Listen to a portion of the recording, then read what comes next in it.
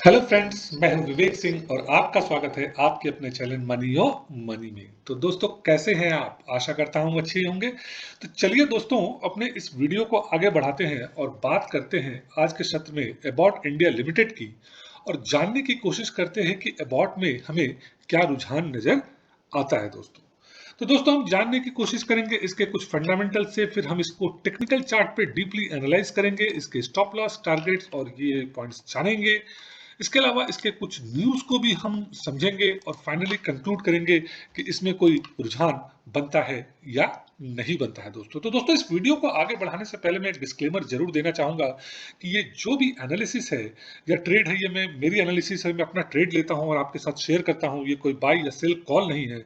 तो कोई भी ट्रेड लेने से पहले आप अपनी एनालिसिस जरूर करें या अपने सलाहकार से परामर्श जरूर लें दोस्तों।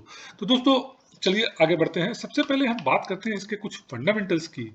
तो अगर देखें आप ओवरव्यू में, तो ये एक मिड कैप कंपनी है दोस्तों, जिसका मार्केट कैप 31,881 करोड़ का है। और अगर बात करें रिस्क की, तो इसकी वोलेटिलिटी दोस्तों 1.12x है, जो कि ज्यादा नहीं है। ये रिस्क के हिसाब से बहुत ही लो रिस्क है।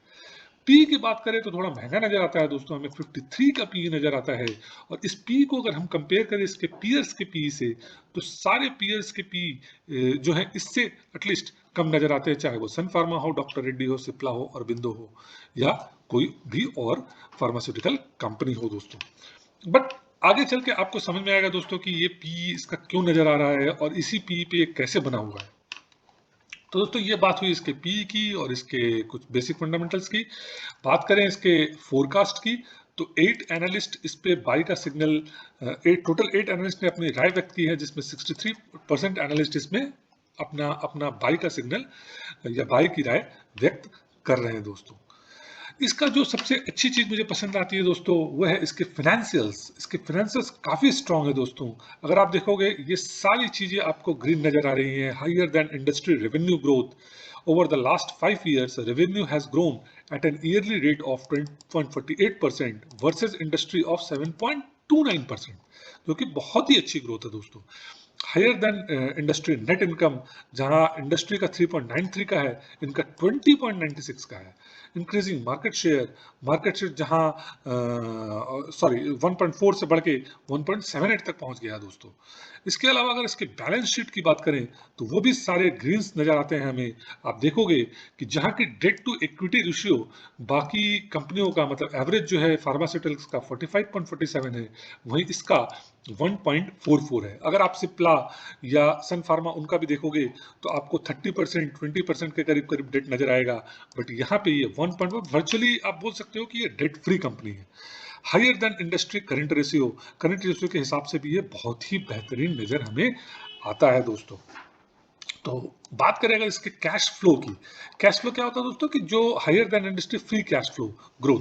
फ्री कैश फ्लो मतलब वो पैसा जो इनके पास अपने बिजनेस को आगे बढ़ाने के लिए या किसी भी खराब समय पे जो काम आ सके पैसा, वो पैसे की बात कर रहे हैं आप यहाँ पे। तो over the last 5 years free cash flow growth has been 25.42%, जबकि एवरेज है 22.18% दोस्तों।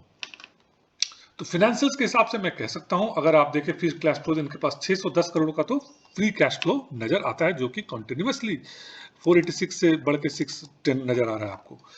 इसके अलावा बात करें होल्डिंग्स की, तो होल्डिंग्स में दोस्तों इसका जो जो प्रमोटर्स की होल्डिंग है वो 74.98% है। म्यूचुअल फंड्स 4% के आसपास हैं। डोमेस्टिक इंस्टीट्यूशंस 1.82%, फॉरेन इंस्टीट्यूशन 1.10%, और रिटेल और अदर्स के पास काफी नजर आता है हमें दोस्तों 18%, 18.09%, जो कि बहुत बड़ा परसेंटेज है। तो ये है ओवरऑल इसके इसके होल्डिंग्स की बात दोस्तों। अब इसके न्यूज पे हम आएंगे, लेकिन इसके न्यूज पे आने से पहले हम इसके टेक्निकल स्टडी करेंगे और जानने की कोशिश करेंगे इसमें हमें क्या रुझान नजर आ रहा है, और उसको कंफर्म करेंगे इसके न्यूज से दोस्तों। इसके सारे न्यूज से जो इंपॉर्टेंट न्यूज है वो हम देखेंगे। तो आइए इसके टेक्निकल चार्ट को देखते हैं। तो अगर हम टेक्निकल चार्ट को देखें दोस्तों, तो आप देखोगे कि मैं थोड़ा सा इसको बड़ा करता हूं, तो आप देखोगे इसने जो लास्ट हाई बनाया था on the month of May 12 2020 को, ऑलमोस्ट इसने हाई बनाया था 18,730 का।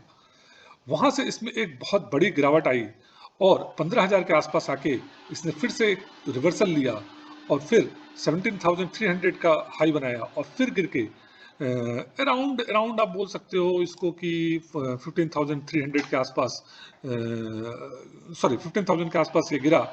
फिर इसने एक रिवर्सल लिया, एक बाउंस बैक लिया, रिवर्सल नहीं बोल सकते, एक बाउंस बैक लिया और फाइनली फिर हमें 15,000 के आसपास ही ये नजर आ रहा है। तो दोस्तों इस हिसाब से हम ये बोल सकते हैं कि हमारा जो स्टॉप लॉस है वो हमें कहीं ना कहीं 15,000 के थोड़ा नीचे, जो कि 14,790 रुपीस का नजर आता है। आप अपना स्टॉप लॉस 14,790 पे लगाएं और जरूर लगाएं, क्योंकि मार्केट जो आज के सत्र में मार्केट में आप देख सकते हो, जब मैं बात कर रहा हूं आज की, तो हम बात कर रहे हैं दोस्तों 15 जनवरी की, और 15 जनवरी के हिसाब से आज मार्केट ने 1% से ऊपर की गिरावट देखी है दोस्तों। तो ऐसे में हो सकता है आने वाले समय में गिरावट ज़्यादा देखने को मिले, ऐसे में ये शेयर भी उससे बच नहीं पाएगा गिरावट से। तो 14,790 का आपका स्टॉप लॉस होना चाहिए। जो पहला टारगेट हमें नजर आता है, बाउंस बैक का टारगेट है वो, कि अगर यहाँ से बाउंस बैक लेता है तो आपको 16,000 के टारगेट नजर आएंगे, और अगर उसको पार कर जाता है दोस्तों तो आपको 16,900 के भी टारगेट नजर आएंगे। तो कहीं ना कहीं अपसाइड में आपको करीब करीब मान के चलिए 8 से 10% तक के टारगेट ऊपर की तरफ नजर आते हैं। ये टारगेट आपको बहुत जल्दी 2 से 3 सत्रों में नजर आना चाहिए, अगर ये ऊपर की तरफ रुख करता है तो। अदरवाइज आपको 16,900 के टारगेट महीने डेढ़ महीने में नजर आ जाने चाहिए दोस्तों। तो ये हुई ओवरऑल बात इसके टारगेट की और इसके स्टॉप लॉस की। आइए कुछ और इंडिकेटर से समझने की कोशिश करते हैं कि आखिर में इसमें क्या रुझान नजर आ रहा है। तो जो सबसे अट्रैक्टिव चीज में नजर आ रही है दोस्तों, अगर आप आरएसआई को देखें इसके, तो हम सबसे पहले मैं बताना चाहूंगा दोस्तों कि हम जो आरएसआई देख रहे हैं, ये वाला, इसको इसको मैं थोड़ी देर के लिए बंद कर देता हूं दोस्तों। और आरएसआई को देखो तो 14 डेज के पीरियड में आरएसआई देख रहे हैं आप। इसको थोड़ा कम भी चाहे तो कर सकते हैं, और 9 डेज के पीरियड में भी देख सकते हैं, ये डिपेंड करता है आपके ऊपर। तो 9 डेज के पीरियड में देखें, आरएसआई ओवरसोल्ड जोन में ऑलरेडी जा चुका है दोस्तों। ओवरसोल्ड जोन में जा चुका है, तो एक उम्मीद की जाती सकती है कि इसको अगर हम ठीक से इसको इस शेयर के हिसाब से सेट करें, तो इसका जो जो ऊपर का वैल्यू है वो 80 के आसपास आना चाहिए, क्योंकि बहुत बार ये 80 के आरएसआई के आसपास तक गया हुआ है दोस्तों। तो आपको अब देखने में नजर आएगा कि ये इस रेंज बाउंड के अंदर ट्रेवल करता है, और आखिरी सत्रों में देखें तो आरएसआई आपको नीचे, मतलब कि 30 से भी नीचे नजर आ रहा है, करीब 23 का आरएसआई नजर आ रहा है। और यहाँ से बहुत ज्यादा उम्मीद बनती है कि ये एक रिवर्सल ले, और आने वाले समय में आपको एक बाउंस बैक, या हो सकता है कि एक ट्रेंड रिवर्सल भी देखने को मिले। तो ट्रेंड रिवर्सल अभी हम नहीं समझ सकते, ट्रेंड रिवर्सल के लिए समय लगेगा दोस्तों, बट या एक बाउंस बैक की संभावना को नकारा नहीं जा सकता दोस्तों। ऐसे में आपको 16,000 का बाउंस बैक आता हुआ नजर आ सकता है। तो दोस्तों ये हुई बात इसके आरएसआई की। इसके अलावा अगर इसका एमएफआई भी देखें हम दोस्तों, जो कि मनी फ्लो इंडेक्स होता है, तो दोस्तों थोड़ा सा मैं डिफरेंस बता देना चाहूंगा। आरएसआई जो है वो सिर्फ प्राइस को लेके चलता है, लेकिन जो एमएफआई है, मनी फ्लो इंडेक्स, वो प्राइस और वॉल्यूम दोनों को एक साथ लेके चलता है। और अगर 9 डेज के टाइम पीरियड में आप इसके एमएफआई को देखें, इसको भी मैं 9 डेज कर देता हूं दोस्तों, इसको भी मैं 9 डेज अगर कर दूं और आप इसको देखें, तो ये भी आपको ओवर सोल्ड में नजर आता है। और इसका जो जो सेटिंग्स है वो अगर आप कर देते हैं स्टाइल में जाके, इसका सेटिंग्स भी अगर आप थोड़ा नीचे कर देते हैं 10 के आसपास, तो आपको नजर आएगा दोस्तों कि ये इसी रेंज में जनरली ट्रैवल करता है, और फिर से ये नीचे की तरफ उसी रेंज में नजर आ रहा है। तो बाउंस बैक की एक संभावना को नकारा नहीं जा सकता दोस्तों। तो इसमें वॉल्यूम और प्राइस का मूवमेंट जल्दी ही आता हुआ नजर आना चाहिए दोस्तों। तो दोस्तों क्या होगा इसका सही समय खरीदने का, तो मेरी सलाह होगी दोस्तों कि थोड़ा सा वेट करें। अगर आपको मंडे के सत्र में या ट्यूसडे के सत्र में एक ग्रीन सिग्नल नजर आता है, एक ग्रीन टिक बनते हुए नजर आता है, तो डेफिनेटली आप इसमें एंटर कर जाएं, और आपको आने वाले समय में एक अच्छा प्रॉफिट देखने को मिल सकता है दोस्तों। तो आइए अब देखते हैं इसके न्यूज के ऊपर, और कुछ और पहलुओं पे भी नजर हम डालेंगे। तो बात करें इसके न्यूज की, तो अगर आप डेट देखें इस न्यूज का, तो ये है दिसंबर 14 का, जो कि ऑलमोस्ट एक महीने पहले का न्यूज़ है दोस्तों। तो इन्होंने कहा है कि small correction in Nifty possible, about India federal bank ITC can return 12 to 15%। तो बाकियों को छोड़ते हैं हम, सिर्फ अबाउट की बात करें तो यहाँ पे आप देख सकते हो कि by around 16,000, target 18,400, stop loss 15,000, upside 15%। तो इन्होंने भी आपको 16,000 तक का आपका बाई का जो सिग्नल है वो दिया है, और जो स्टॉप लॉस है वो 15,000। तो मेरे हिसाब से दोस्तों ये थोड़ा सा कैलकुलेशन मेरे हिसाब से तो सही नहीं है, क्योंकि आप देखोगे तो 15,000 के बदले इनको 14,800 तक का स्टॉप लॉस डेफिनेटली देना चाहिए, otherwise unnecessarily stop loss hit हो जाएगा।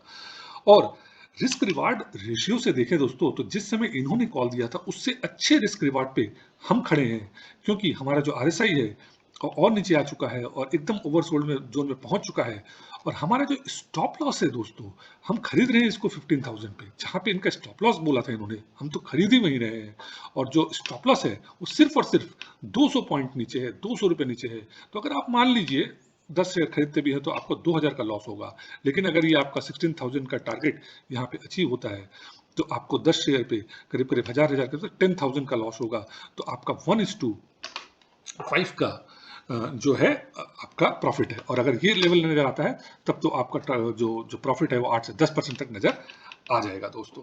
तो ये हुई एक न्यूज़ की बात। दूसरे न्यूज़ की बात करें तो मनी कंट्रोल ने भी 2 महीने पहले इस पे जो अपने जो राय व्यक्त किया था, और उन्होंने जो जो दिया था वो तो देखने लायक है दोस्तों। उन्होंने बोला था कि ऑलमोस्ट 19,425 जो ब्रोकर है वो शेर खान है, शेर खान का कहना था कि 19,425 तक ये शेयर जा सकता है दोस्तों। इसके अलावा एनएसई की वेबसाइट पे जाएं तो हमको देखने को मिलेगा कि जो आखिरी सत्र है, जो आज का दिन है 15 जनवरी का, उस दिन 61.88% डिलीवरी इसमें ली गई है। But delivery point of view से आप इसको ज़्यादा सीरियसली न लें, क्योंकि डिलीवरी इसमें हमेशा ज़्यादा ही रहती है, और इंट्राडे में ट्रेडिंग इसमें नहीं होती है दोस्तों। ज़्यादातर लोग इसको डिलीवरी में ही रखते हैं कुछ दिनों के लिए या कुछ महीनों के लिए, या हो सकता है अपने पोर्टफोलियो में कुछ सालों के लिए। तो ये हुई ओवरऑल बात दोस्तों अबाउट इंडिया की। और अगर ये वीडियो आपको अच्छा लगा हो तो आप इस वीडियो को लाइक करिए, मेरे चैनल को सब्सक्राइब करिए, और एक बेल आइकन दबाना न भूलें, ताकि कोई भी मेरी नए वीडियो को मैं आप तक पहुंचा सकूं। Thank you very much for watching this video.